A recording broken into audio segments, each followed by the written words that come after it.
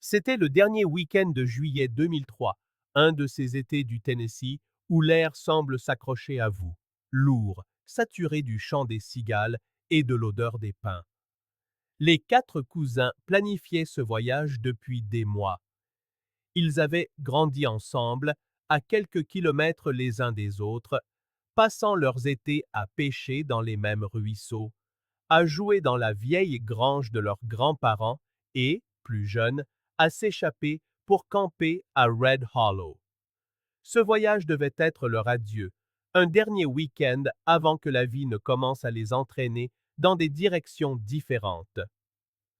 Josh, l'aîné de 19 ans, venait d'acheter un SUV d'occasion et s'apprêtait à entrer à l'université à Knoxville cet automne-là. Son jeune frère, Ryan, 17 ans, était calme et passionné de lecture. Leurs cousines, Amy et Caleb, âgés de 15 et 18 ans, complétaient le groupe. Le plan était simple. 2 nuits de camping près de la crête, au même endroit où leur grand-père chassait des décennies plus tôt. Ce vendredi après-midi, un employé de l'unique station-service de la route 19 se souvint les avoir vus s'arrêter. Ils achetèrent du bois de chauffage, de l'eau en bouteille et un appareil photo jetable. Les images de vidéosurveillance confirmèrent plus tard l'heure. 17h46. Les cousins semblaient détendus, riant, se taquinant pour savoir qui avait oublié les allumettes. Rien d'anormal, rien qui ne laissait présager que ce serait la dernière fois que quelqu'un les verrait en vie. Le samedi soir, la pluie s'abattit de manière inattendue sur les collines. La météo avait annoncé un ciel dégagé, mais les habitants se souvinrent que la température avait chuté brusquement et qu'un épais brouillard s'était installé le long des routes en contrebas. Un fermier qui rentrait chez lui ce soir-là déclara plus tard à la police qu'il avait entendu des bruits métalliques résonner depuis la crête, quelque chose qui ressemblait à une chaîne traînant sur le sol ou à une tôle claquant au vent. Il trouva cela étrange, mais n'y prêta pas plus d'attention. Lorsque les cousins ne rentrèrent pas le dimanche soir, leurs familles commencèrent à s'inquiéter. Le lundi à l'aube, l'inquiétude s'était muée en peur. Les appels téléphoniques restaient sans réponse. Le seul message reçu provenait du téléphone de Ryan. Une demi-seconde de grésillement avant que la ligne ne coupe. À la mi-journée, les deux familles se rendirent au départ du sentier, près de la route de comté 214, où le SUV de Josh fut retrouvé garé juste après le virage en gravier. Les clés étaient encore sur le contact, les portières verrouillées. Les adjoints du shérif du comté de Monroe arrivèrent moins d'une heure plus tard. Ce qu'ils trouvèrent à l'intérieur du véhicule leur parut immédiatement étrange. Il n'y avait aucun signe visible de lutte. Les sièges arrière étaient rabattus pour faire de la place au matériel. Des sacs de couchage, une glacière et une trousse de premiers secours soigneusement rangés sur le côté. Mais il n'y avait aucune empreinte digitale sur les poignées de porte ou les surfaces intérieures, aucune à l'exception de celle de Josh, le conducteur. C'était comme si le véhicule avait été méticuleusement nettoyé. Même les traces de doigts sur la vitre intérieure avaient été effacées, laissant un léger éclat strié. En suivant les empreintes de pneus et de pas, les chercheurs localisèrent une petite clairière à environ 1 kilomètre de la voiture. Là, le campement des cousins semblait à moitié installé, comme s'il venait d'arriver ou s'apprêtait à partir. Une tente était déroulée, mais pas encore montée. Quelques conserves se trouvaient, non ouvertes, dans un sac en plastique. Le petit foyer ne contenait que du bois humide, même pas partiellement brûlé. Sur un rocher voisin reposait un vieux téléphone à clapet, son écran brillant encore faiblement, émettant un léger sifflement de grésillement par le haut-parleur. La scène était troublante, comme si quelqu'un l'avait préparée intentionnellement sans jamais l'habiter. Les adjoints du shérif bouclèrent le périmètre et commencèrent leur première inspection. Le sol était détrempé par la pluie de la nuit précédente, mais les chiens de recherche ne parvinrent pas à suivre une piste au-delà de 200 mètres, dans quelque direction que ce soit. L'odeur se dissipait brusquement, comme si le groupe s'était tout simplement volatilisé dans la brume. La première théorie était la plus optimiste. Ils s'étaient perdus. Le terrain autour de Red Hollow était dense et impitoyable, avec des dénivelés abrupts, des ravins cachés et des broussailles épaisses qui pouvaient facilement désorienter même les randonneurs les plus aguerris. Les équipes de recherche se déployèrent, marquant la zone avec du ruban de signalisation, criant des noms dans le brouillard. Des hélicoptères survolaient la zone, leurs projecteurs perçant la brume grise, mais aucun mouvement n'était visible en contrebas. Ce soir-là, plus de 30 volontaires se joignirent aux efforts, dont plusieurs membres de la famille. Le père d'Amy parcourut le lit du ruisseau jusqu'à la tombée de la nuit, l'appelant jusqu'à en perdre la voix. Au bord de la crête, les adjoints trouvèrent quelque chose de petit mais de glaçant. Un morceau de papier de cahier plié, trempé, enfoncé dans la boue. Seuls 2 mots étaient encore lisibles. Chemin sud. Il était impossible de savoir qui l'avait écrit ou quand. Les enquêteurs récupérèrent la note et l'envoyèrent pour analyse, bien que la pluie ait effacé toute empreinte. Pendant ce temps, les bulletins météo indiquaient qu'un front froid inattendu avait balayé la région ce samedi soir-là, faisant chuter les températures juste au-dessus de zéro, un froid anormal pour une fin de juillet. Cela pouvait expliquer le brouillard, mais pas pourquoi 4 jeunes gens équipés de matériel et de lampes de poche avaient pu disparaître sans laisser la moindre trace de pas au-delà de leur campement. Le jour suivant, les adjoints élargirent leur rayon de recherche à 3 kilomètres. Ils trouvèrent une section de clôture en barbelé partiellement effondrée, menant à un sentier envahi par la végétation qui ne figurait sur aucune carte du parc. Selon les archives du comté, ce sentier menait autrefois à une ancienne exploitation forestière abandonnée dans les années 1980. Il se trouvait à peu près dans la direction indiquée par la note. Les chercheurs le suivirent aussi loin qu'ils le purent, mais le sentier se terminait brusquement à un ravin emporté par les eaux, rempli de boue rouge et glissante et de branches cassées.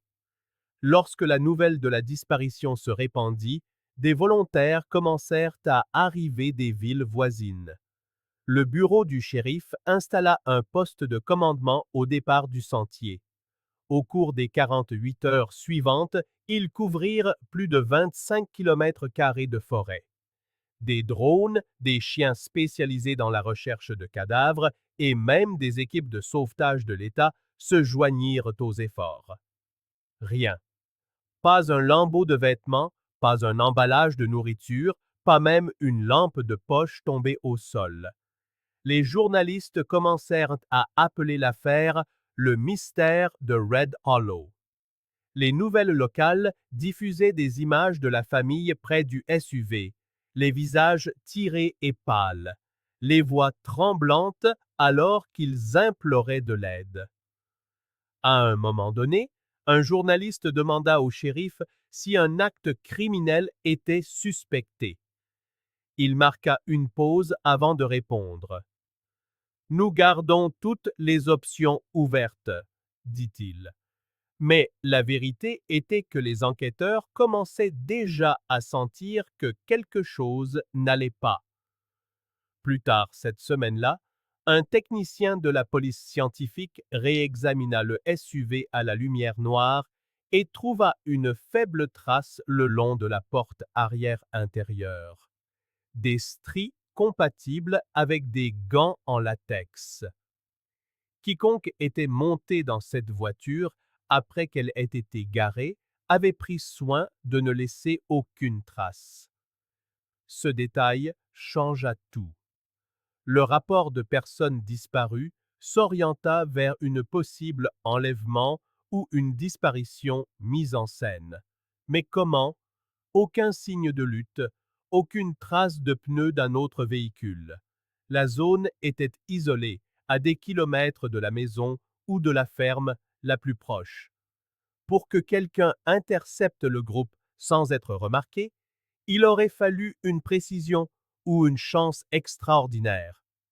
Alors que le soleil se couchait sur Red Hollow cette sixième nuit, le brouillard revint plus épais qu'auparavant. Les chercheurs décrivirent avoir entendu de nouveau de faibles bruits métalliques, doux, rythmés, presque comme des tapotements. Certains les attribuèrent au vent. D'autres refusèrent de revenir le lendemain matin. Lorsque le shérif passa en revue leurs conclusions plus tard cette semaine-là, il dit discrètement à un journaliste « C'est comme si la forêt les avait avalés tout entiers. » Et pour les familles qui attendaient près de ce sentier vide, fixant la crête qui s'assombrissait, c'est exactement ce qu'elles ressentaient.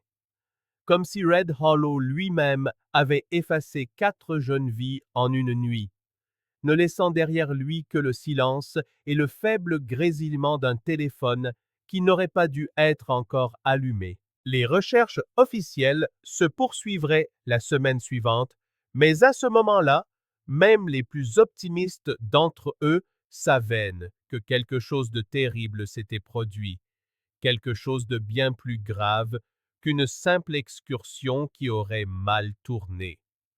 Dès le deuxième jour des recherches, Red Hollow avait pris des allures d'opération militaire plutôt que d'une simple affaire de disparition. Des voitures de police s'alignaient sur la route de gravier. Des volontaires affluaient de 3 comtés voisins et une tente de commandement avait été installée au départ du sentier où le SUV des cousins reposait toujours sous une bâche grise. Le véhicule faisait désormais partie d'une enquête active. Mais pour les familles qui se tenaient à proximité, il était devenu autre chose, le symbole de tout ce qu'elles ne comprenaient pas. Le shérif Carl Donnelly coordonnait les équipes de recherche. C'était un homme d'un certain âge, né et élevé dans le comté de Monroe.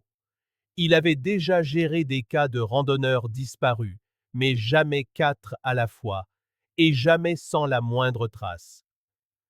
Le deuxième matin, il fit appel aux ressources de l'État, des hélicoptères équipés d'imagerie thermique, des chiens spécialisés dans la recherche de cadavres et des gardes forestiers familiers du terrain. Le périmètre de recherche s'étendit sur 5 kilomètres dans toutes les directions, couvrant la crête, les lits de ruisseaux et les vallons boisés. Ils s'attendaient à trouver des empreintes, peut-être un campement abandonné, quelque chose de simple, mais la forêt ne leur offrait rien. Les volontaires décrivirent la sensation que les bois avaient été réinitialisés pendant la nuit. Pas une branche cassée, pas un morceau de tissu déchiré. Le sentier qui aurait dû mener du SUV à la crête s'évanouissait simplement dans les sous-bois.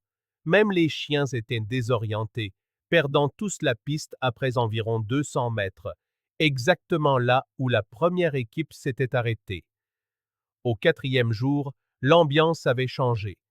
Ce qui avait commencé avec adrénaline et détermination s'était transformé en quelque chose de plus silencieux, de plus désespéré. La météo n'aidait pas. Une brume s'accrochait aux arbres pendant la majeure partie de la matinée, et l'après-midi, la chaleur revenait, lourde et suffocante. Les adjoints se relayaient, leurs bottes s'enfonçant dans une boue rouge et molle qui semblait les retenir à chaque pas. Les chercheurs commencèrent à appeler cet endroit l'attraction du vallon, Une demi-plaisanterie qui ne faisait rire personne bien longtemps. C'est à peu près à ce moment-là que les détectives commencèrent à cataloguer tout ce qui avait été récupéré dans le SUV. Dans la boîte à gants, un officier trouva une carte pliée, la photocopie d'un ancien relevé d'exploitation forestière du début des années 1980. Des marques de stylos délavés encerclaient une zone au sud-est de l'endroit où les cousins s'étaient garés. Quelqu'un avait dessiné un X rouge sur un point intitulé Ravin 3B. Lorsque les enquêteurs comparèrent la carte aux cartes topographiques, la zone marquée correspondait à un ravin juste au-delà de la crête principale, à plusieurs kilomètres des sentiers publics. Le shérif Donnelly envoya 2 adjoints vérifier. La randonnée leur prit près de 2 heures à travers des broussailles épaisses et un terrain escarpé. Lorsqu'ils atteignirent les coordonnées, tout ce qu'ils trouvèrent furent les restes de vieilles machines, du matériel forestier rouillé, des chaînes et une structure effondrée qui aurait pu être une remise à outils des décennies plus tôt. Le sol était inégal, parsemé de trous peu profonds et de terriers d'animaux. Près de l'un d'eux, ils trouvèrent des os, confirmés plus tard comme étant ceux d'un cerf, dépecés depuis longtemps. Mais ce qui troubla le plus les chercheurs, c'était le silence de l'endroit. Pas d'insectes, pas d'oiseaux, juste le faible craquement des arbres qui se balançaient au-dessus de leur tête. Les adjoints signalèrent par radio qu'il n'y avait rien là-bas, du moins rien d'humain. Pourtant, le site fut enregistré et balisé. Pendant les jours qui suivirent, les équipes de recherche y retournèrent sans cesse, presque comme attirées par l'instinct. Chaque fois, elles revenaient les mains vides. Les familles avaient alors installé leur camp près de la tente de commandement, refusant de partir tant que quelque chose n'aurait pas été trouvé. Le père d'Amy passait des heures à faire les 100 pas entre les véhicules, scrutant la lisière de la forêt comme s'il s'attendait à voir les enfants en sortir à tout moment. La mère de Josh et Ryan était assise sur une chaise pliante, les mains crispées autour de la vieille casquette de baseball de son fils, parlant à peine. Au milieu de la semaine, la frustration commença à monter. Des rumeurs se répandirent parmi les volontaires, selon lesquelles la police avait mal géré les premières preuves que le SUV avait été déverrouillé avant l'arrivée des techniciens de la police scientifique, que la scène aurait pu être contaminée. Le shérif nia, mais le mal était fait. Les membres de la famille commencèrent à s'opposer aux officiers, exigeant plus d'hommes, plus d'hélicoptères, plus de chiens. Un pasteur local tenta de servir de médiateur, mais les esprits s'échauffèrent. À un moment donné, l'oncle de Caleb cria que le département avait perdu un temps précieux, et la dispute faillit devenir physique avant que les adjoints n'interviennent. C'était le chagrin, pur et brut, qui se déversait dans le seul espace capable de le contenir. Lorsque les médias s'emparèrent de l'histoire, les journalistes envahirent la petite ville. Des camions satellites se garèrent devant le bureau du shérif et des interviews furent diffusées à la télévision locale, repassant les mêmes images. Les visages souriants des cousins sur les photos de l'annuaire, le départ du sentier bouclé par le ruban de la police, le shérif devant un mur de microphones répétant la même promesse. Nous faisons tout ce que nous pouvons. Pendant quelques jours, l'affaire devint une obsession régionale. Les animateurs de radio spéculaient à tout va sur ce qui s'était passé. Certains disaient que les jeunes étaient tombés sur quelque chose d'illégal, une opération de drogue ou des braconniers. D'autres accusaient la faune, rappelant l'histoire des ours noirs dans la région. Une émission matinale interviewa même un historien local autoproclamé qui évoqua la légende du gouffre de Red Hollow, des sections de terrain qui s'était effondré des années plus tôt et avait été clôturé par le comté après la disparition de plusieurs têtes de bétail. Cette rumeur prit une vie propre. Les chercheurs commencèrent à appeler une dépression particulière près de la crête la fosse. Elle avait été scellée avec du grillage des décennies plus tôt, mais plusieurs habitants dirent aux adjoints que la clôture avait rouillé. Des théories se répandirent selon lesquelles les cousins se seraient approchés trop près et seraient tombés dedans. Les ingénieurs du comté firent venir un radar à pénétration de sol pour vérifier le site, mais les lectures furent peu concluantes. Le gouffre était trop profond, le sol trop instable. Le 7e jour, l'un des chiens de recherche marqua près d'un lit de ruisseau asséché, à environ 1,5 km du campement. L'espoir renaquit. La zone fut bouclée et excavée pendant 2 jours. Ce qu'ils trouvèrent fut une dépression peu profonde remplie d'eau de pluie et de traces d'animaux. Rien d'autre. C'était la première de nombreuses fausses alertes. Au fil des jours, même les volontaires les plus déterminés commencèrent à se lasser. Les gens devaient retourner au travail, à leur famille. Le périmètre de recherche s'étendit au-delà de 40 km², couvrant la forêt, les pâturages et des parties de l'ancienne route de comté. Chaque nouvelle zone ne livrait que plus de silence. Une nuit, alors que les adjointes examinaient les cartes à la lumière des lanternes, l'oncle de Josh se souvint d'une conversation qu'il avait eue avec son neveu quelques jours avant le voyage. Josh avait mentionné vouloir camper près de l'endroit où grand-père chassait, quelque part au-delà de la crête, après l'ancienne route coupe-feu. Cet indice déclencha une nouvelle vague de recherche vers les versants ouest, mais encore une fois, aucun signe des cousins n'émergea. Au 10e jour, les recherches officielles furent réduites. Seule une poignée d'officiers restait en rotation. Les familles protestèrent devant le palais de justice, suppliant le shérif de ne pas abandonner. Mais la vérité était qu'ils étaient à court de pistes. Chaque explication logique avait été testée, chaque sentier examiné, chaque parcelle de terrain parcourue, et rien ne correspondait. La presse commença à se désintéresser. Les équipes remballèrent, les gros titres diminuèrent, et l'histoire quitta la première page. Pour les familles, ce silence était insupportable. Elles continuèrent à chercher par elles-mêmes, formant de petits groupes le week-end, parcourant les mêmes sentiers encore et encore, convaincus d'avoir manqué quelque chose.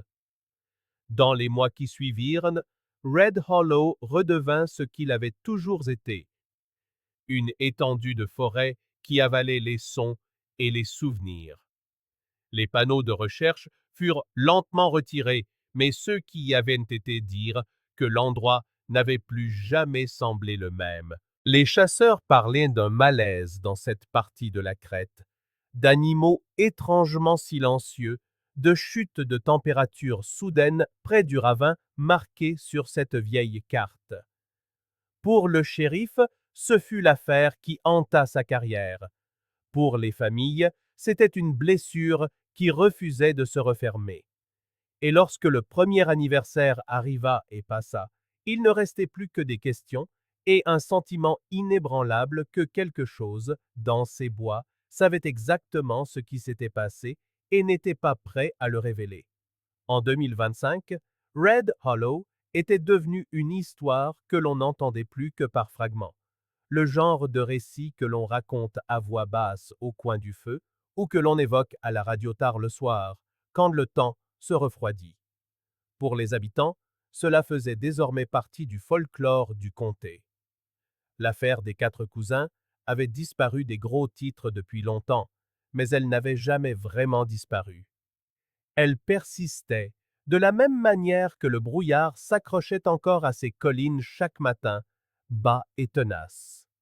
Pour la plupart des gens, la vie avait continué. La route menant au vallon était maintenant fissurée et à moitié avalée par la végétation. Le vieux panneau en bois qui marquait autrefois le départ du sentier penchait de travers, sa peinture écaillée, ses lettres à peine visibles. Seule une poignée de personnes s'y rendaient encore, des chasseurs, des randonneurs et quelques curieux qui avaient grandi en entendant l'histoire comme un avertissement. Les parents disaient encore à leurs enfants de ne pas s'aventurer au-delà de la deuxième crête. On racontait des histoires de téléphones perdant leur signal, de radios coupées par des grésillements et d'animaux refusant d'entrer dans certaines parties de la forêt. Rien de tout cela ne fut jamais prouvé, mais tout le monde semblait s'accorder sur une chose. Les bois autour de Red Hollow avaient quelque chose d'anormal. Le shérif Carl Donnelly avait pris sa retraite près d'une décennie plus tôt, bien que l'affaire ne l'ait jamais vraiment quitté. Chaque mois de juillet, le week-end le plus proche de l'anniversaire, il retournait sur les lieux. Il garait son camion près de l'ancien départ du sentier, se tenait à côté de la croix commémorative usée que quelqu'un avait plantée dans le sol, et restait jusqu'au coucher du soleil. Le nouveau shérif lui demanda un jour pourquoi il y retournait encore. Donnelly répondit seulement « Parce que quelqu'un doit le faire ». Ses cheveux avaient grisonné, sa posture s'était ralentie. Mais même à 70 ans, il portait toujours cette même culpabilité silencieuse, celle qui ne vous laisse jamais oublier ce qui n'a pas été trouvé. Deux des parents étaient décédés entre-temps. La mère d'Amy en 2016 après une longue maladie, et le père de Josh et Ryan seulement 2 ans plus tard d'une crise cardiaque. Tous deux étaient partis sans réponse. Les membres de la famille survivants se réunissaient encore occasionnellement sur la propriété familiale, assis autour de vieux albums photos, rejoignant les mêmes questions. Où étaient-ils partis? Qu'avaient-ils manqué? Aux alentours du 20e anniversaire, l'histoire refit surface. Un podcast de True Crime intitulé Disparu en plein air publia un épisode en 3 parties sur la disparition de Red Hollow. Les animateurs disséquèrent chaque détail connu.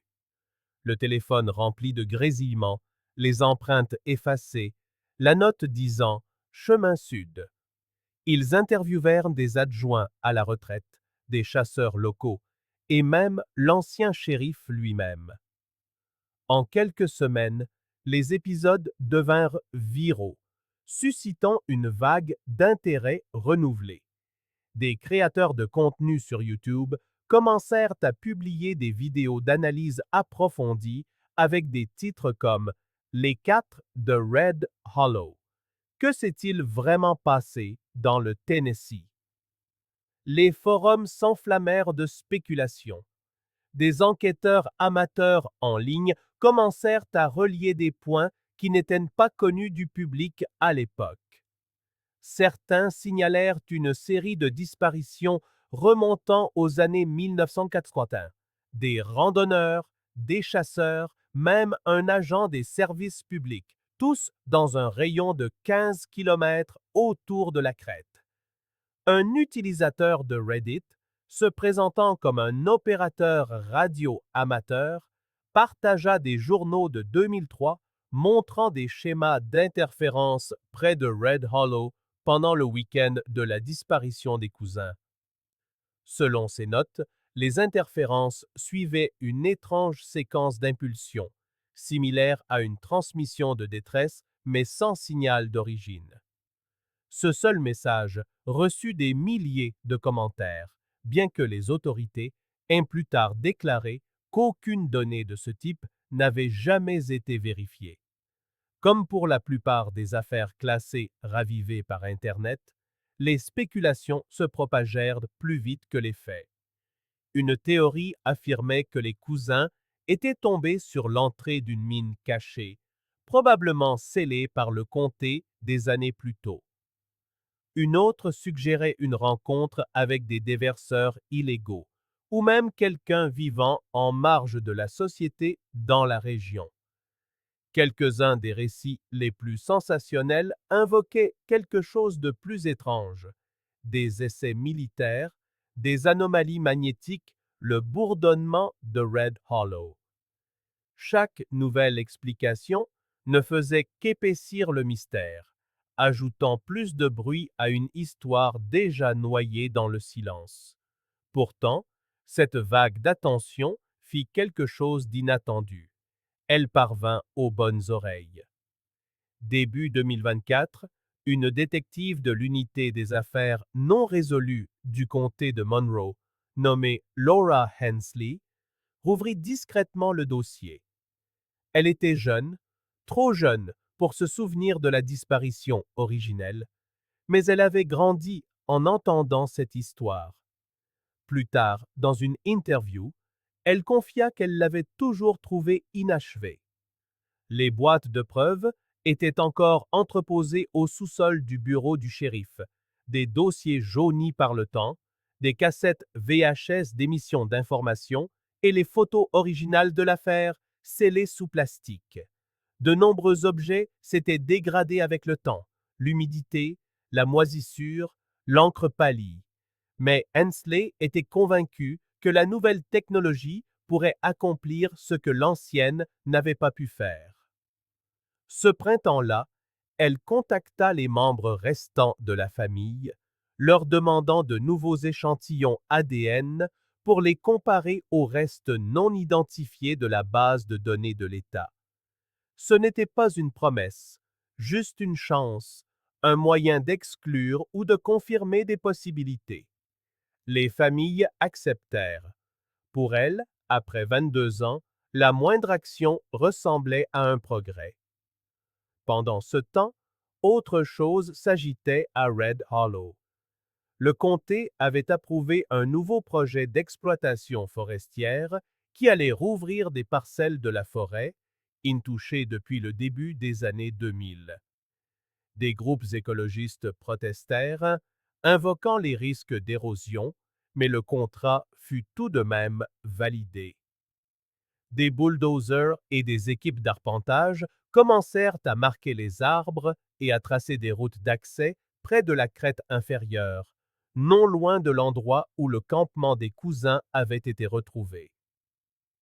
Les habitants n'aimaient pas ça. Ils disaient qu'il fallait laisser le vallon tranquille. Certains des plus anciens affirmaient y avoir vu des choses étranges. Des lumières vacillant entre les arbres la nuit. Des bruits de métal broyé venant des profondeurs de la terre.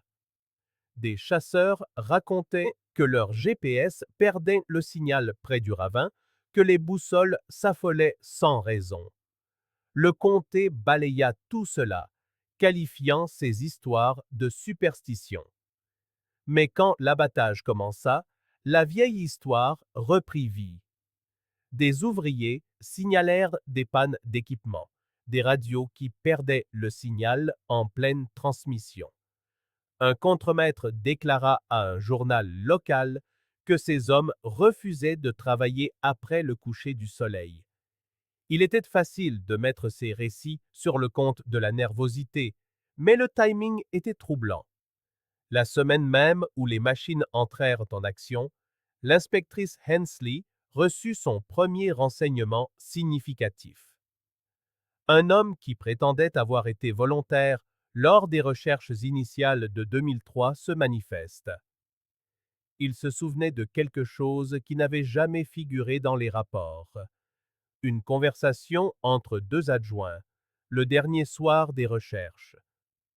Ils se tenaient près de la crête lorsque leur radio s'était tue, remplacée par le même grésillement faible dont tout le monde se souvenait, celui du téléphone laissé au campement.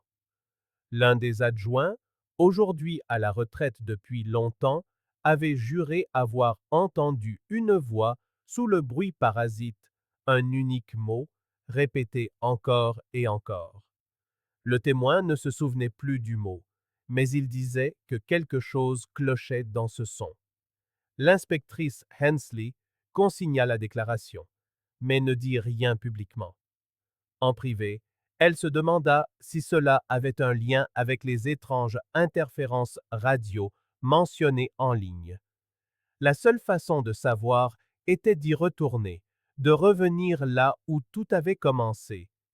Cet été-là, elle se rendit elle-même à Red Hollow. Se tenant à l'entrée du sentier envahi par la végétation, le vieux dossier de l'affaire à la main. La route était presque impraticable, mais la forêt semblait la même, dense, silencieuse, comme en attente. En ville, sa visite fut remarquée. Certains se réjouirent de voir que quelqu'un s'y intéressait enfin. D'autres dirent que l'affaire devait rester enterrée, que la rouvrir ne ferait que raviver de vieilles douleurs. Mais il était déjà trop tard.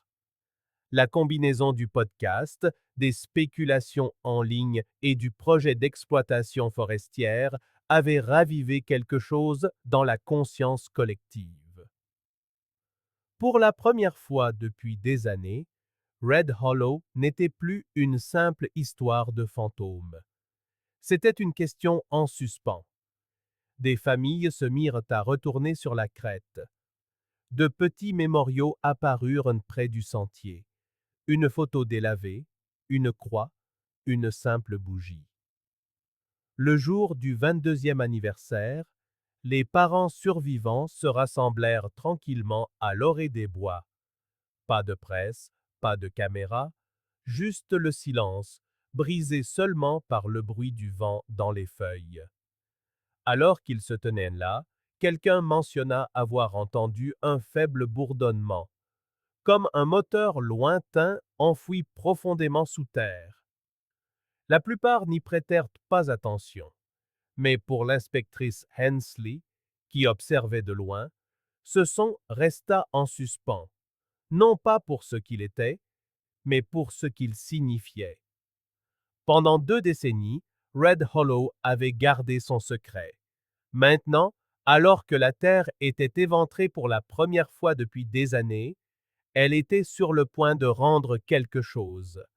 Personne ne le savait encore, mais la vérité qui dormait sous ces bois depuis 22 ans était plus proche que quiconque ne l'imaginait.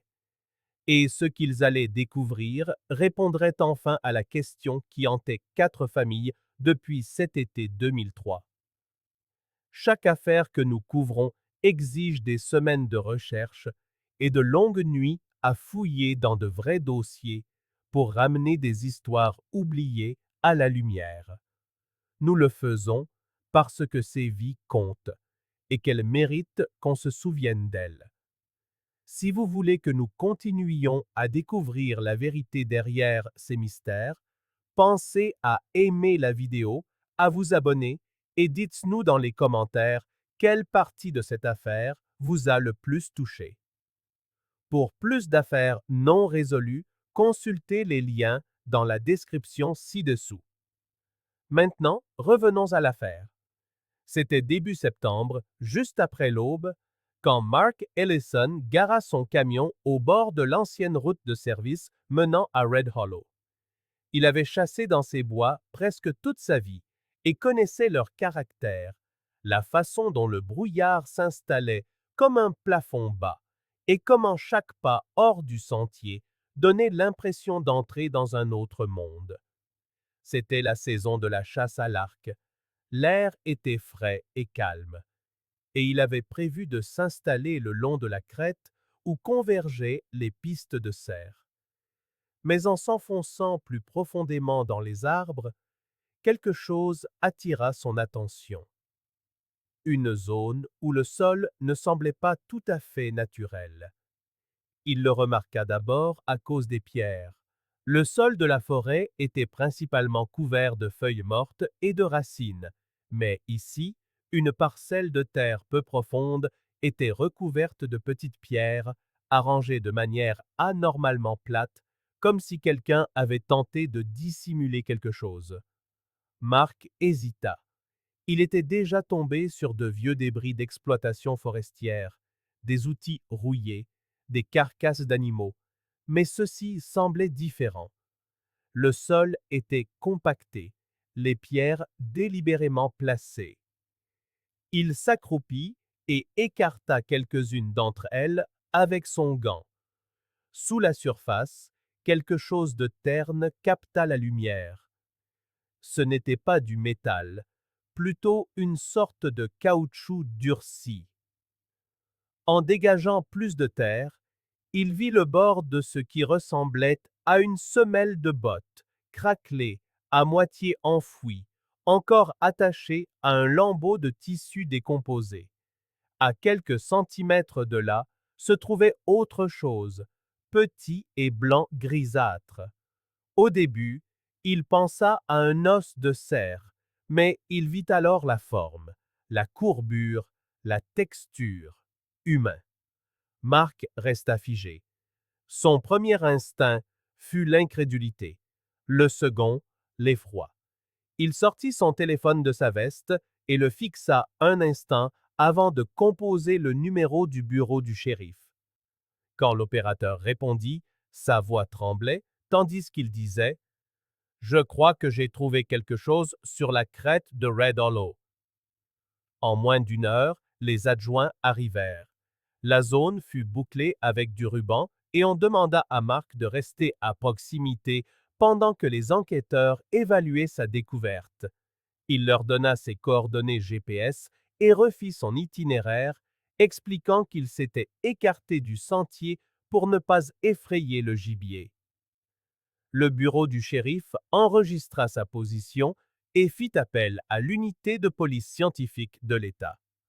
En fin d'après-midi, la crête grouillait d'enquêteurs en combinaison de protection, se déplaçant lentement et méthodiquement. Des photos furent prises sous tous les angles, des marqueurs placés à côté de chaque objet avant que la première couche de pierre ne soit retirée. Sous les pierres se trouvait une dépression peu profonde, d'environ 1,50 m de long sur 60 cm de large, trop petite pour être une tombe, mais assez profonde pour suggérer que quelque chose avait été enterré intentionnellement. En retirant la terre, ils trouvèrent d'autres fragments, de petits os dispersés en amas irréguliers, des morceaux de tissu usés qui y adhéraient comme de la cendre. Une flasque en métal rouillé gisait à côté des restes, les initiales GR y étaient faiblement gravées. L'un des inspecteurs le remarqua immédiatement. Ces initiales correspondaient à l'un des cousins disparus, Joshua Rayburn. L'atmosphère au sein de l'équipe changea instantanément. Pendant 22 ans, l'affaire de Red Hollow avait existé dans un étrange entre-deux, mi-mythe, mi-souvenir.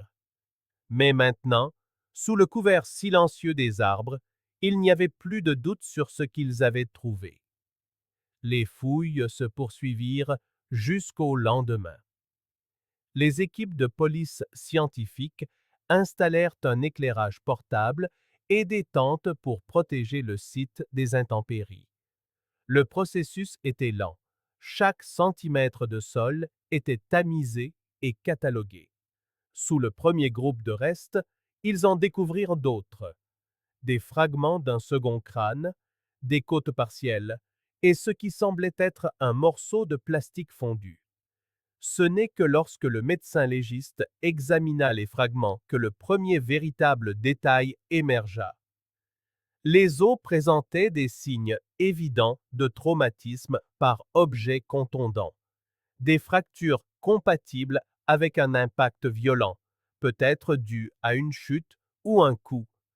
Il n'y avait aucune trace de morsure d'animal, aucune preuve de traînage, aucun signe de perturbation post-mortem par la faune. Quoi qu'il se soit passé ici, c'était violent et humain. En 72 heures, les dossiers dentaires confirmèrent le pire. Les restes appartenaient à Josh Rayburn et son cousin, Caleb Thomas, deux des 4 disparus en 2003. L'annonce frappa la communauté locale comme une onde de choc. Pour les familles, C'était à la fois un soulagement et un déchirement. Après 2 décennies d'incertitude, une partie du mystère avait enfin fait surface. L'inspectrice Laura Hensley, la même qui avait rouvert l'affaire l'année précédente, arriva personnellement sur les lieux. Elle parcourut lentement le périmètre, observant la géographie. L'endroit se situait à près de 3 kilomètres de la zone où s'étaient concentrées les recherches initiales. Le secteur était hors du quadrillage, masqué par une végétation dense et des pentes abruptes et inégales, faciles à manquer même avec des balayages aériens. Cela souleva une question immédiate. Les cousins avaient-ils jamais campé ici ou quelqu'un les y avait-il amenés après coup? La police scientifique ajouta bientôt d'autres indices. Dans les couches de sol environnantes, les techniciens trouvèrent des restes de fibres textiles correspondant à du matériel de camping en nylon, un briquet corrodé et des morceaux de plastique fondu identifiés plus tard comme des pièces d'un réchaud portable, plus précisément un modèle Coleman de 2003, le même type vendu dans les magasins de plein air cet été-là. La découverte signifiait l'une des 2 choses suivantes. Soit les cousins avaient installé leur campement ici volontairement, soit leur équipement avait été déplacé bien après leur disparition. Chaque objet fut méticuleusement ensaché et enregistré. La flasque partit la première au laboratoire. Malgré 2 décennies d'exposition, des traces de matière étaient encore présentes à l'intérieur. De l'alcool résiduel mélangé à ce qui semblait être des sédiments terreux.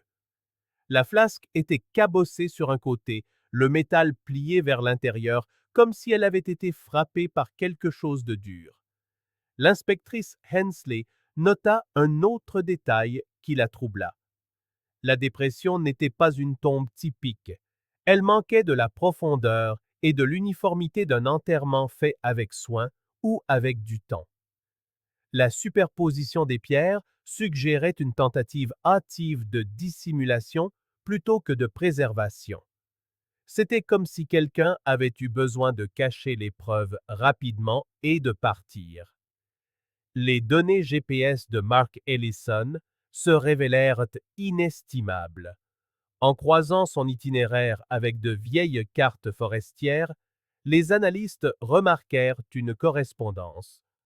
Le site sur lequel il était tombé coïncidait presque parfaitement avec les coordonnées de l'emplacement du ravin 3B, marqué sur la carte de 2003 trouvée dans le SUV des cousins. Lorsque le géoradar fut utilisé, il révéla des anomalies s'étendant sur plusieurs mètres au-delà de la zone de découverte initiale. Des vides peu profonds dans le sol, des changements de densité irréguliers compatibles avec du métal ou des eaux enterrées. Les fouilles furent élargies. Les techniciens découvrirent le cadre d'un réchaud de camping à moitié enfoui, rouillé mais intact, ainsi que ce qui semblait être un morceau de bâche usé fusionné avec la terre. En dessous, de petits os, d'abord pris pour des os d'animaux, furent plus tard identifiés comme des phalanges humaines. Une couche plus bas révéla 2 autres objets personnels. Un porte-clés en métal en forme de boussole et le cadran brisé d'une montre bracelet figée à 10h47. L'équipe scientifique travailla pendant une semaine avant que la crête ne soit finalement dégagée. Chaque nuit, alors que la lumière déclinait, le bruit des pelles était remplacé par le bourdonnement des générateurs et le murmure lointain de la forêt. Même les enquêteurs chevronnés admirent que l'atmosphère était oppressante. Certains décrivirent un sentiment d'être observés. Que ce fût la nervosité ou quelque chose de plus profond, personne ne pouvait le dire. Lorsque le bureau du médecin légiste du comté publia ses conclusions préliminaires, les détails étaient crus. Les deux victimes avaient subi un traumatisme par objet contondant avant la mort, avec des fractures suggérant une frappe unidirectionnelle. Les blessures n'étaient pas compatibles avec une chute ou un éboulement. Les preuves de plastique fondu indiquaient qu'un incendie, peut-être accidentel, peut-être intentionnel, s'était produit près ou au-dessus du site d'enfouissement. Les débris carbonisés dans le sol environnant présentaient des traces chimiques de nylon brûlé compatibles avec de la toile de tente. Du jour au lendemain, l'affaire de Red Hollow passa d'un dossier classé à une enquête active. Les forces de l'ordre retournèrent sur la crête avec une nouvelle urgence, cartographiant la zone où le radar avait montré des anomalies supplémentaires. Des images de drones capturèrent de subtils changements dans le sol, des dépressions peu profondes éparpillées comme des cicatrices sur la pente. Les analystes signalèrent deux zones spécifiques pour une analyse plus approfondie, toutes deux à moins de 20 mètres de l'endroit où les premiers restes avaient été trouvés. Pendant ce temps, l'inspectrice Hensley réexamina les témoignages originaux de 2003. Un détail ressortait maintenant. La mention de bruits métalliques entendus par les habitants la nuit de la disparition des cousins. Elle se demanda si ces sons auraient pu provenir de la même machinerie rouillée trouvée près du ravin, ou peut-être de l'effondrement d'une structure cachée sous le sol. Lorsqu'elle reparla à Mark Ellison, il mentionna quelque chose qu'elle n'avait pas vu dans son rapport. Le jour où il avait trouvé le site, avant d'appeler la police, il avait remarqué une légère odeur de produits chimiques, comme du vieux carburant ou du plastique brûlé. Il avait supposé que cela provenait de matériaux en décomposition, mais après avoir appris pour les fragments de réchaud, cela prenait sens. Les implications étaient troublantes. Les cousins n'étaient pas à des kilomètres, perdus dans la forêt. Ils étaient juste là, enterrés sous le sol, même que les équipes de recherche avaient foulé 22 ans plus tôt, cachés par rien de plus qu'une fine couche de terre et de temps. Alors que la nouvelle se répandait, les habitants se mirent à revenir à Red Hollow, certains pour déposer des fleurs, d'autres pour satisfaire leur propre curiosité. Des camionnettes de presse se garèrent le long de la route de comté. Pour les familles, cela rouvrit de vieilles blessures. Mais pour le bureau du shérif, cela raviva l'espoir. Pour la première fois depuis des décennies, le mystère n'était plus abstrait. Il avait un lieu, une odeur, une forme tangible. Et tandis que les équipes de police scientifique remballaient leur dernier équipement cette nuit-là, les lectures du radar les hantaient encore, car la machine avait montré autre chose. Des vides plus profonds, plus grands, sous la crête, qui ne correspondaient pas à des formations naturelles. L'inspectrice Hensley se tenait au bord du site dégagé, regardant les dernières lumières s'éteindre contre les arbres. L'air était lourd. La forêt silencieuse, à l'exception du bruissement du vent dans les branches. Quelque part sous ses pieds, d'autres réponses attendaient, peut-être même les autres disparus. Et alors que l'obscurité se refermait sur Red Hollow, une vérité devint impossible à ignorer. Quoi qu'il soit arrivé à ses quatre cousins, ça n'avait pas fini ici. Ça avait commencé ici, et quelque chose à propos de ce sol n'avait pas encore fini de livrer ses secrets. Les fouilles à Red Hollow reprirent discrètement dans les semaines qui suivirent. Le site avait été étendu de 30 mètres supplémentaires en contrebas, là où le géoradar avait détecté d'autres vides. Ce qui avait commencé comme une fouille médico-légale minutieuse s'était transformé en une opération quasi archéologique. Chaque pelletée de terre était tamisée, chaque découverte photographiée. Plus ils creusaient, plus les trouvailles devenaient étranges. À la fin de la deuxième semaine, les enquêteurs mirent au jour le sommet de ce qui ressemblait à une carcasse métallique. Au début, ils pensèrent à d'autres équipements d'exploitation forestière des années 1980, une autre relique rouillée engloutie par le temps. Mais à mesure que la forme se dessinait, il devint clair que ce n'était pas seulement de la machinerie. C'était un véhicule, enfoui le nez en avant dans la colline, son essieu arrière dépassant de la terre. Le métal était corrodé, la peinture disparue depuis longtemps. Mais un lettrage à peine visible subsistait sur l'une des portières. Monroe County Maintenance. Les archives du comté montraient qu'un de ces camions, un modèle utilitaire Chevrolet de 1978, avait été porté disparu en 1989 après qu'une tempête eût endommagé une partie de la crête. On avait supposé à l'époque qu'il avait glissé dans un ravin et avait été emporté. Personne ne l'avait jamais retrouvé. Les enquêteurs firent venir une grue pour stabiliser la pente et commencèrent à retirer délicatement la terre autour de la cabine. Les vitres étaient brisées et l'intérieur sentait la rouille et le plastique brûlé. À l'intérieur, coincés entre des sièges effondrés et une couche de boue compacte, ils trouvèrent 3 objets qui glacèrent le sang de tout le monde. 3 téléphones portables fondus en une seule masse noire, et à côté d'eux, les restes d'une radio portable fracassée. La découverte n'avait aucun sens. Des téléphones portables de 2003 ne pouvaient pas se trouver à l'intérieur d'un camion disparu plus d'une décennie auparavant.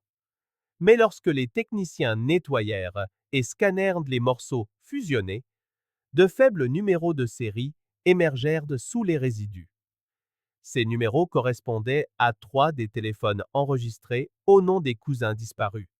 Le téléphone à clapet d'Amy, le Nokia de Ryan et le modèle prépayé de Caleb. Tous 3 étaient listés comme intraçables depuis le week-end de leur disparition. La radio portable, bien que presque détruite, portait encore une étiquette partielle. Propriété du comté de Monroe. Cela signifiait qu'elle avait appartenu au même service de maintenance qui utilisait autrefois le camion. Mais pourquoi elle était là et comment ces téléphones s'étaient retrouvés à l'intérieur devint la question centrale. L'équipe du médecin légiste, pendant ce temps, continuait d'analyser les restes découverts plus tôt. Josh et Caleb présentaient tous deux des signes de traumatisme par objets contondants au crâne, compatibles avec un impact de débris tombants ou de métal lourd. Plus alarmant, des échantillons de moelle osseuse des 2 victimes contenaient des niveaux de résidus de monoxyde de carbone suffisamment élevés pour indiquer qu'ils avaient respiré le gaz avant de mourir. Cette découverte changea toute l'enquête. Elle suggérait que les cousins n'étaient pas morts immédiatement de violence ou d'exposition, mais d'asphyxie, probablement piégés dans un espace clos avec une ventilation limitée. L'inspectrice Laura Hensley commença à reconstituer la chronologie. Ils avaient disparu début août 2003, un week-end marqué par des orages violents et des éclairs à travers le comté. Si les cousins s'étaient abrités de la pluie, peut-être avaient-ils trouvé ce vieux camion à moitié enterré près de la pente. Le véhicule aurait pu offrir un refuge temporaire, son intérieur protégé des intempéries. Mais si le système d'échappement avait été endommagé ou obstrué par la terre, faire tourner le moteur aurait pu remplir la cabine de monoxyde de carbone en quelques minutes. Sur le papier, cela semblait plausible. Un accident, un enchaînement tragique d'événements. Mais plus il creusait, moins cela y ressemblait. Lorsque la police scientifique examina le sol entourant le camion, ils découvrirent qu'il avait été perturbé des années après l'enfouissement initial. Des tests de compression des couches indiquèrent plusieurs déplacements, le premier dû à l'érosion naturelle et le second à une perturbation manuelle, probablement dans les 2 ou 3 ans suivant la disparition des cousins. Ce détail contredisait à lui seul l'idée que leurs restes avaient simplement été scellés depuis 2003. Quelqu'un était revenu. L'équipe retrouva également un morceau de tissu coincé sous le siège du conducteur, un fragment déchiré de ce qui semblait être une manche d'uniforme. L'étiquette, encore lisible sous la crasse, portait le sceau du comté de Monroe. L'analyse ADN confirma plus tard qu'il appartenait à un homme adulte, mais pas à l'une des victimes. Lorsque les registres des employés du comté du début des années 2000 furent vérifiés, aucune correspondance ne fut trouvée. Le département n'avait aucune trace de personnel affecté à ce secteur à l'époque. Au fil des jours, l'enquête prit une autre tournure. Ce qui avait commencé comme un soulagement, la découverte tant attendue de réponses, devint quelque chose de claustrophobe et de troublant. Le site lui-même semblait se refermer sur eux. Chaque preuve pointait vers une chronologie superposée. Une tempête, un véhicule de maintenance abandonné, un accident apparent. Pourtant, les preuves d'interférence étaient indéniables.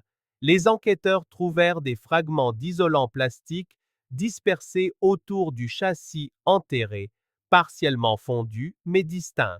L'analyse chimique révéla des traces d'éthanol et de résidus de lubrifiant, suggérant qu'un incendie y avait brûlé à un moment donné, mais pas assez fort pour atteindre la surface. Le sol calciné correspondait à la composition chimique du combustible de camping, le même type que celui utilisé dans le réchaud Coleman retrouvé plus tôt. Les experts reconstituèrent une séquence possible. Les cousins auraient pu chercher refuge près du versant pendant la tempête. Ils auraient allumé leur réchaud pour se réchauffer, sans se rendre compte qu'ils se trouvaient à proximité d'un camion enfoui ou d'une poche d'air confinée. Le feu aurait rapidement épuisé l'oxygène, libérant du monoxyde de carbone qui se serait accumulé dans la dépression. Le gaz les aurait terrassés en quelques minutes, mais cela n'expliquait toujours pas les traumatismes contondants ni le déplacement des restes. L'inspectrice Hensley suspectait un second effondrement. Le vieux camion, déjà instable à flanc de colline, aurait pu bouger après les fortes pluies survenues quelques jours plus tard, écrasant une partie du campement. Dans le chaos, l'équipement, les téléphones, la radio, le briquet auraient pu tomber dans la cabine du véhicule. L'érosion naturelle et les mouvements de terrain auraient ensuite pu tout ensevelir là où on l'avait retrouvé. C'était une théorie élégante, mais elle ne résistait pas à l'examen. L'un des crânes récupérés sur le site présentait des sédiments incrustés non seulement à l'extérieur, mais à l'intérieur même de la cavité crânienne, ce qui signifiait qu'il avait été exposé, puis réenseveli plus tard. Ce type de déplacement post-mortem ne se produit pas naturellement. Quelqu'un avait creusé le site et profané les restes des années après les décès.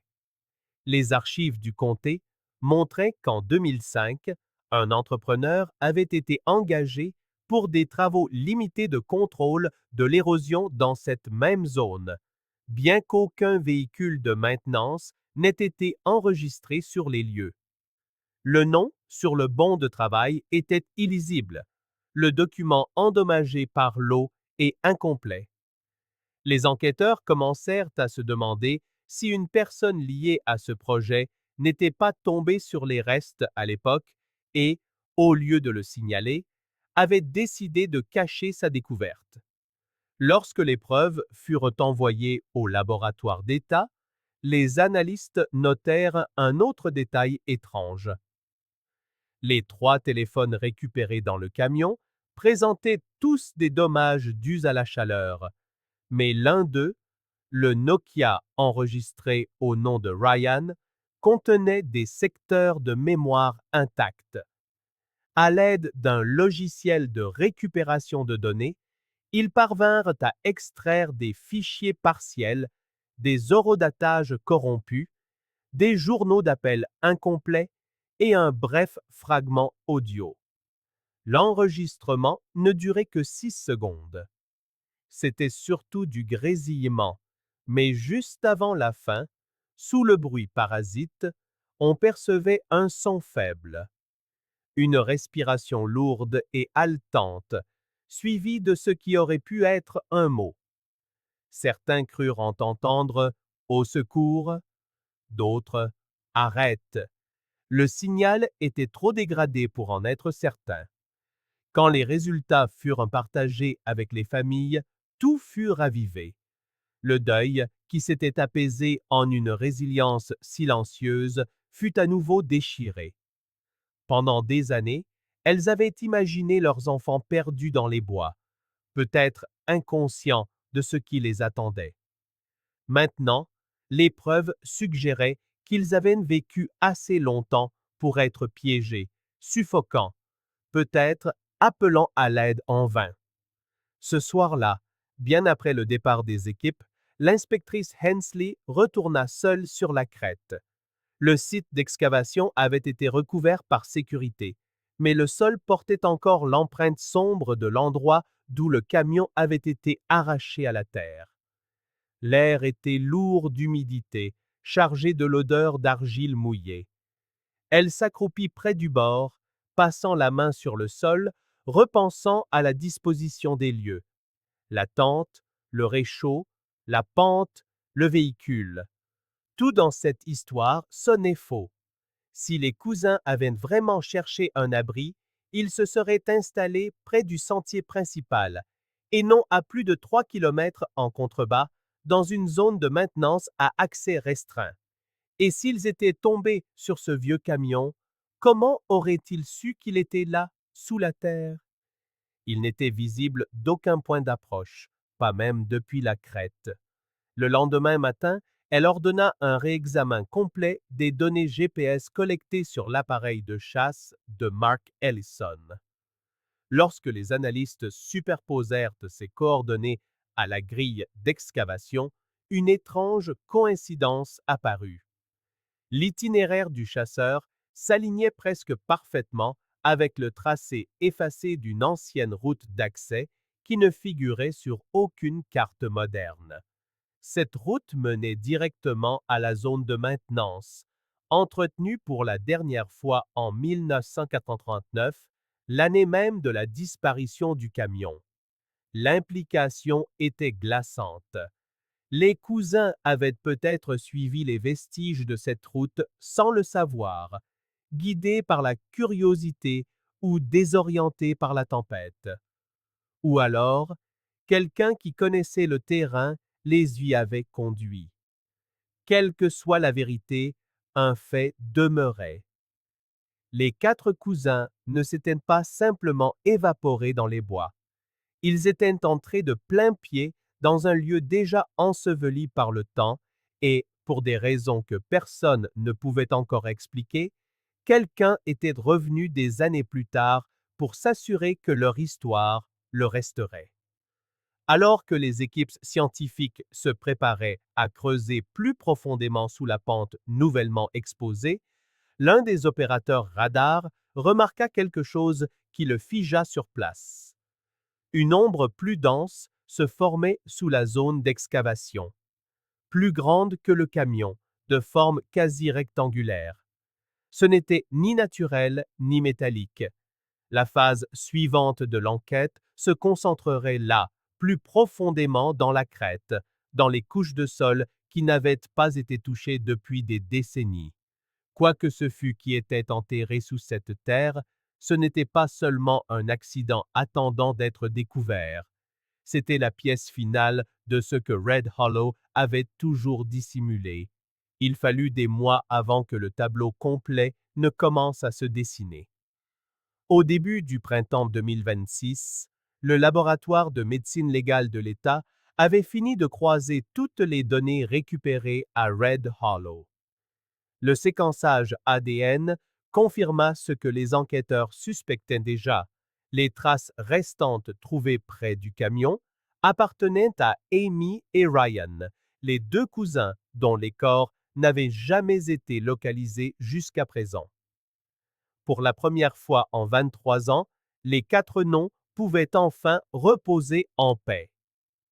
Mais même avec cette confirmation, la question qui hantait tout le monde n'était pas seulement de savoir qui, mais comment.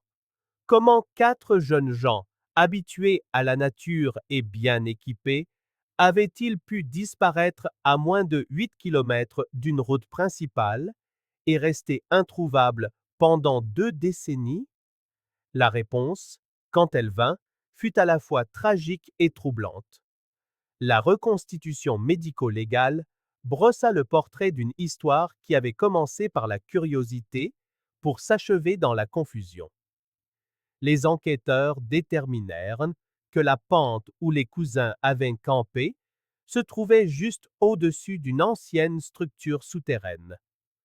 Pas vraiment une mine, mais une partie d'un système de drainage des eaux pluviales désaffecté depuis longtemps, construit dans les années 1970 pour le service de voirie du comté. Le camion découvert lors des fouilles était l'un des nombreux véhicules utilisés pendant le projet. Au fil des ans, les fortes pluies et l'érosion avaient provoqué l'effondrement du sol par sections, laissant des vides sous la crête. D'après l'analyse du sol et la cartographie 3D, une petite entrée vers cette chambre souterraine aurait été visible en 2003. Une ouverture étroite entre des rochers et des racines d'arbres, juste assez grande pour qu'une personne puisse s'y faufiler.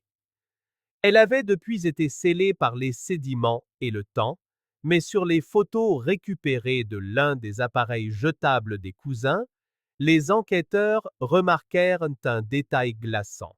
L'une des dernières images, granuleuse et floue, montrait ce qui semblait être un tunnel sombre encadré par des poutres de métal rouillé, une structure dont personne ne soupçonnait l'existence avant les fouilles.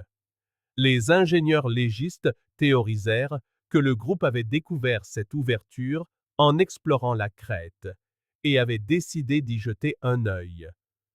Les preuves suggéraient qu'ils avaient emporté leur réchaud à l'intérieur pour avoir de la lumière et de la chaleur. Des traces de combustible de camping furent retrouvées dans toute la chambre, ainsi que de la roche calcinée correspondant à une petite flamme contrôlée. Mais quelque chose avait mal tourné, presque immédiatement. Le rapport du coroner confirma que les 4 cousins présentaient des niveaux significatifs de monoxyde de carbone dans leur moelle osseuse, indiquant une exposition à un gaz toxique avant leur mort. Une analyse plus approfondie de la roche environnante révéla un conduit métallique corrodé, vestige du système de ventilation du drainage qui s'était effondré sous des décennies de pression. Ce tuyau avait autrefois été relié au système d'échappement du camion de maintenance enfoui. En reconstituant l'alignement, les enquêteurs réalisèrent que si le moteur du camion avait été redémarré, même brièvement, lors d'une tentative de maintenance ultérieure, il aurait pu ventiler les gaz d'échappement directement dans la chambre souterraine. La chronologie était horrible mais plausible. Les cousins, piégés à l'intérieur d'un espace exigu, auraient pu être asphyxiés en quelques minutes. Le réchaud, les résidus de combustible, les dommages thermiques sur leur téléphone, tout correspondait aux conditions d'une fuite de gaz en milieu confiné. L'effondrement partiel du tunnel par la suite les a probablement ensevelis là où ils étaient tombés, scellant le site à jamais. Pour la plupart des enquêteurs, cette conclusion était suffisante. Elle offrait un dénouement, une explication technique qui tenait compte de chaque élément de preuve. Mais un détail refusait de s'intégrer au tableau. Un détail qui mettait mal à l'aise même les enquêteurs les plus chevronnés. Lors de la phase finale des fouilles, juste au-delà de la zone d'effondrement, les experts découvrirent une série d'empreintes de bottes marquées dans l'argile. Elles étaient faibles mais distinctes, préservées par le sol pauvre en oxygène. Les traces s'éloignaient de l'effondrement, suivant une légère pente avant de disparaître au bord du versant.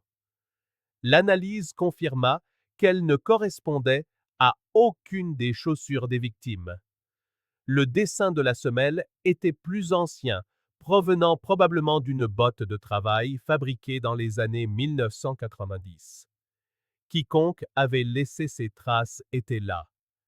Après l'effondrement du tunnel, cette seule anomalie changea à nouveau l'histoire. Si ces empreintes appartenaient à un sauveteur, personne ne s'était jamais manifesté. Si elles appartenaient à quelqu'un qui avait trouvé le site par accident, peut-être lors des réparations de 2005, cela signifiait que cette personne avait choisi de ne pas signaler ce qu'elle avait vu. La datation du sol accrédita cette théorie. La couche supérieure de terre remuée autour de la sépulture datait d'environ 20 ans, ce qui correspondait à une période de réensevelissement vers 2005, 2 ans après la disparition des cousins. Quelqu'un avait découvert une partie du site et l'avait délibérément rebouché. L'inspectrice Hensley éplucha les registres d'emploi du comté de cette année-là à la recherche de toute personne ayant travaillé près de la crête. Les carnets de maintenance étaient incomplets, mais un nom revenait à plusieurs reprises. Un saisonnier nommé Roy Dalton. C'était un marginal, embauché pour quelques mois lors de réparations après des inondations, avant de disparaître plus tard cet été-là. Sa dernière adresse connue était à un parc de mobile home à 50 km au sud de Red Hollow. Il avait laissé derrière lui des loyers impayés, un camion vendu au comptant et aucune adresse de suivi. Les habitants se souvenaient vaguement de lui. Silencieux, étrange, le genre d'homme qui restait dans son coin. Un commerçant se rappela l'avoir vu arriver en ville une fois avec de profondes égratignures le long des bras et de la terre incrustée sous les ongles, marmonnant quelque chose à propos d'une sale grotte. Un rapport de police déposé des années plus tard décrivait Dalton comme une personne disparue, bien qu'aucun corps n'ait jamais été retrouvé. Qu'il soit tombé sur le site par accident ou qu'il y ait eu un lien antérieur, personne ne pouvait le prouver. Mais pour le bureau du shérif, sa disparition et la datation du réensevelissement suffirent à boucler la boucle. Quelqu'un avait trouvé les cousins, avait réalisé ce qu'il avait découvert et, au lieu de le signaler, avait de nouveau enterré les preuves, par culpabilité, par peur, ou peut-être les deux. Lorsque la nouvelle fut rendue publique, elle suscita un mélange de soulagement et d'incrédulité. Pour certains, c'était le dénouement qu'ils attendaient depuis 2 décennies. Pour d'autres, ce n'était qu'une nouvelle couche de questions sans réponse. Ce printemps-là, les familles se rassemblèrent sur la crête pour inaugurer un mémorial. 4 croix de bois alignées surplombant la forêt. Chacune portait un nom gravé à la main, les lettres simples mais délibérées. Il n'y eut pas de discours, juste le silence. Ce silence qui emplit un lieu lorsque le chagrin cesse d'être une plaie ouverte pour devenir quelque chose de plus sourd, de plus lourd, de permanent. L'inspectrice Hensley se tenait avec eux, regardant le vent traverser les arbres, agitant les feuilles sèches qui commençaient déjà à recouvrir le sol. Non loin de là, l'ancien site de fouilles avait été comblé et scellé, une faible parcelle de terre remuée maintenant recouverte d'herbe. À toutes fins utiles, l'affaire de Red Hollow était terminée. Mais même elle ne parvenait pas à se défaire de ce qui subsistait. Ses empreintes de bottes s'éloignant de l'effondrement, conservées comme une dernière question sans réponse. La science pouvait lui dire leur profondeur, leur taille, même la marque de la botte, mais pas pourquoi elles étaient là, ni ce que cette personne avait vu avant de décider de tourner les talons. Dans son rapport final, elle cita une phrase que le shérif Donnelly avait prononcée des années plus tôt lors d'une des veillées anniversaires. Il se tenait près de cette même crête, le même brouillard s'enroulant derrière lui, quand un journaliste lui avait demandé s'il croyait que l'affaire serait un jour résolue. Il avait marqué une longue pause avant de répondre. « Nous trouverons la vérité », avait-il dit, mais pas toute la vérité. Aujourd'hui, plus de 2 décennies plus tard, ces mots n'avaient jamais semblé aussi vrais. L'affaire de Red Hollow était classée. La science tenait la route. Les dossiers étaient complets. Pourtant, pour tous ceux qui s'étaient tenus sur cette crête et avaient regardé les arbres, il y aurait toujours ce sentiment que quelque chose d'autre restait enfoui plus profondément encore, attendant sous la terre silencieuse, invisible, mais pas entièrement disparue.